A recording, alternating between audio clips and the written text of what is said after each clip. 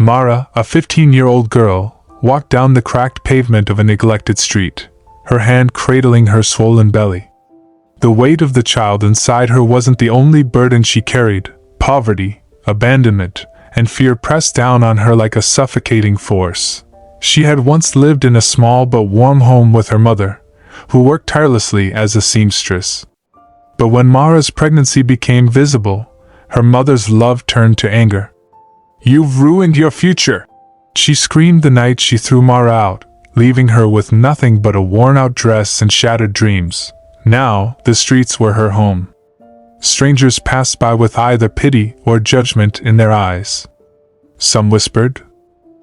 Others ignored her entirely. She searched for shelter in abandoned buildings, survived on leftover scraps from restaurants, and fought off dangers that lurked in the dark corners of the city. One evening, as she sat on the steps of an old church, a woman named Elena approached her. Unlike others, Elena didn't look at Mara with pity. She looked at her with understanding. "Come with me," she said gently. Mara hesitated but followed. Elena led her to a small shelter for young mothers, women like her, who had been cast aside by the world. There, Mara found kindness, food, and a place to rest. She learned skills, received medical care, and for the first time in months felt hope when the time came. Mara gave birth to a baby girl. As she held her daughter for the first time, she whispered, "You will never know the pain I did."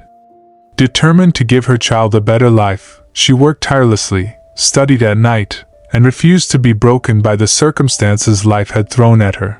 Years later, Mara, now a social worker, stood at the entrance of the same shelter that had once saved her. She welcomed the young girl, scared and alone, just as she had been. With a warm smile, she reached out her hand and said, "Come with me." Because sometimes, the strongest warriors are those who have fought battles no one ever sees. Mara sat alone at the corner of a dimly lit street, her arms wrapped around her swollen belly as she shivered in the cold night air. Her face was streaked with dried tears, and her eyes, filled with exhaustion, stared blankly at the distant headlights of passing cars. She had endured another day of hunger, loneliness, and rejection. The world had turned its back on her. She had tried to seek shelter at a local center earlier that day, but they were full and turned her away. She had knocked on the doors of relatives, but no one wanted to take in a pregnant, homeless teenager. Now she had nowhere to go. As she sat there, sobbing quietly, a sleek black car came to a slow stop nearby. A tall, well-dressed man in his late 50s stepped out, his sharp gaze scanning the streets until he noticed Mara. He had been on his way to a business meeting when he spotted her. A young girl sitting in the dark, looking completely lost. Something about her reminded him of his past. The man, Richard Montgomery, was one of the city's wealthiest businessmen, but his heart was not hardened by wealth. He had once been a struggling orphan, knowing what it felt like to have nothing. Richard approached carefully, not wanting to startle her. "Are you okay, young lady?" Mara quickly wiped her tears and looked up, startled. She wasn't used to strangers addressing her with kindness. Most people either ignored her or muttered insults under their breath. I'm fine," she mumbled, trying to hide her pain. But Richard saw through her. He noticed the dirt on her worn-out dress, the way her hands trembled from hunger, and most of all, the deep sadness in her eyes.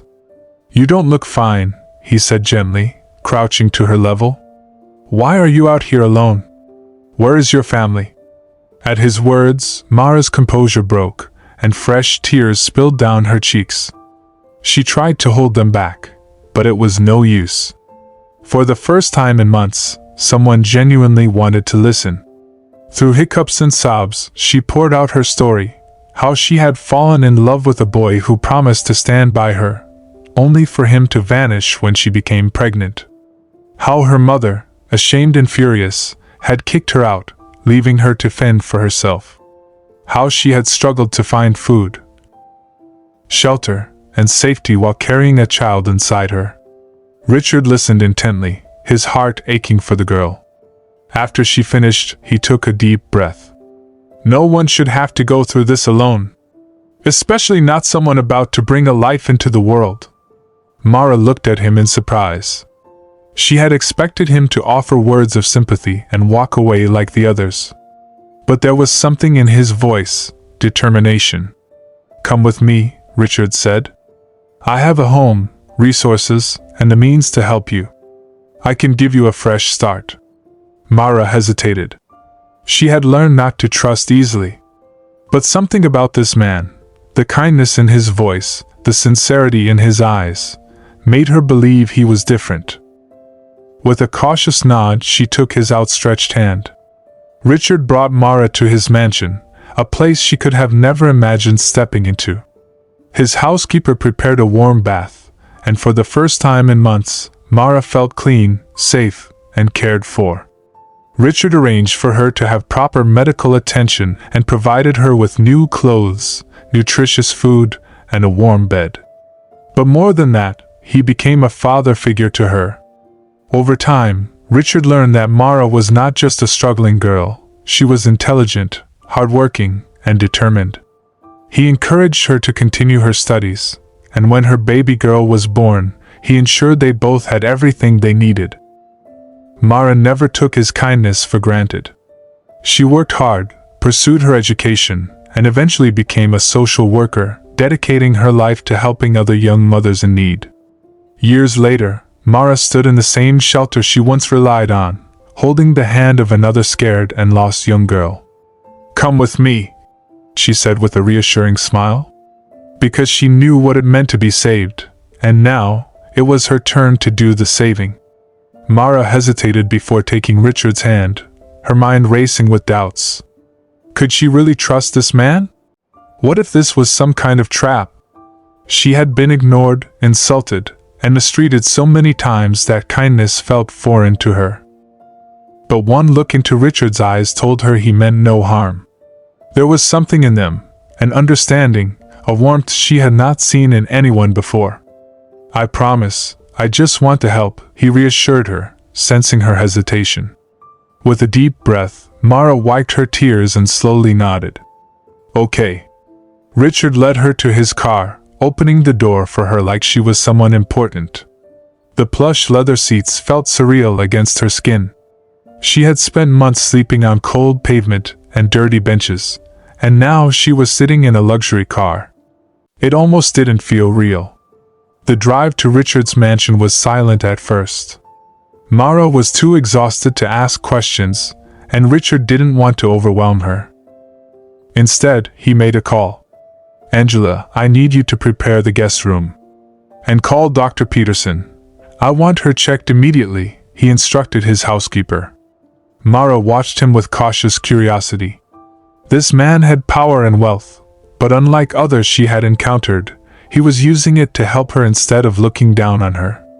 When they arrived at his estate, her eyes widened.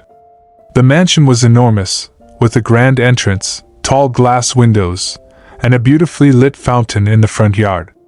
She had only seen places like this in movies. "This is your house?" she whispered in disbelief.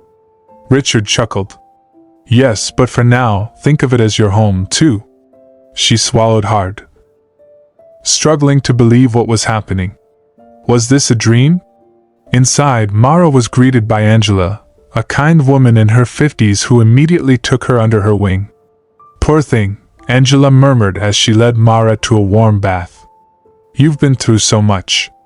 But you're safe now." The bath was heavenly. Warm water soaked away months of dirt and exhaustion. Angela handed her fresh clothes, a soft, oversized sweater and comfortable pants. Mara had forgotten what it felt like to be clean, to feel human. Afterward, Dr. Peterson arrived for a checkup. She was gentle, examining Mara's health and making sure her baby was safe. "You're malnourished, but your baby is strong," the doctor reassured her. "With proper care, you'll both be fine." Tears welled up in Mara's eyes again, but this time, they weren't from sadness. For the first time in a long while, she felt hope. Over the next few weeks, Richard made sure she had everything she needed: nutritious food, medical care, and even books to continue her education. But more than that, he provided something she had never truly known: a father's love. Richard checked on her daily, asking about her health, talking to her about life, and sharing his own struggles from his past. "I wasn't always rich," he told her one evening as they sat in the garden. "I grew up an orphan. I know what it feels like to have no one." Mara listened, surprised. She had assumed he was just another privileged man who had everything handed to him. But he had fought for his place in the world, just like she was trying to. And that made her trust him even more. Months passed, and Mara gave birth to a beautiful baby girl she named Hope, because that's what Richard had given her. Richard became like a grandfather to Hope, doting on her, making sure she had the best care. He even set up a trust fund for her future. But Mara didn't just accept his generosity, she worked hard to stand on her own. With Richard's support, she finished her education, studied social work, and eventually opened a shelter for homeless pregnant women. She wanted to be the person she had once needed. One day, as she walked through the shelter, she saw a young girl sitting alone, crying. She was cold, scared, and pregnant, just like Mara had been. Mara knelt beside her and took her hand. "Come with me," she said with a warm smile, because she knew what it meant to be saved. And now, it was her turn to save others.